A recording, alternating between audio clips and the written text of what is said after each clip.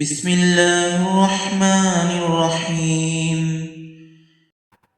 شهر رمضان الذي أنزل فيه القرآن هدى للناس وبينات من الهدى والفرقان فمن شهد منكم الشهر فليصم ومن كان مريضا أو على سفر فعدة من أيام أخر يريد الله بكم اليسر ولا يريد بكم العسر ولتكملوا العدة ولتكبروا الله على ما هداكم ولعلكم تشكرون.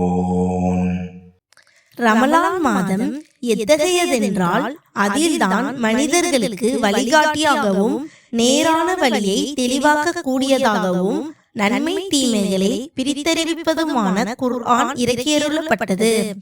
ஆகவே உங்களில் எவர் அம்மாதத்தை அடைகிறாரோ அவர் நோன்பு நோக்க வேண்டும். எனினும் எவர் நோயாளியாகவோ அல்லது பயணத்திலோ இருக்கிறாரோ அவர் அக்குறிப்பிட்ட நாட்களில் நோன்பை மற்ற நாட்களில் கணக்கிட்டு நோற்றுவிடவும். அல்லாஹ் உங்களுக்கு இலகுவானதை நாடுகிறான், உங்களுக்கு சிரமமானதை அவன் நாடவில்லை. நோன்பின் எண்ணிக்கையை நீங்கள் பூர்த்தி செய்யவும் உங்களுக்கு நேர்வழி காட்டியதற்காக அல்லாஹ்வை நீங்கள் பெருமைப்படுத்துவதற்காகவும் நீங்கள் நன்றி செலுத்துவதற்காகவுமே அல்லாஹ் இதன் மூலம் நாடுகிறான்.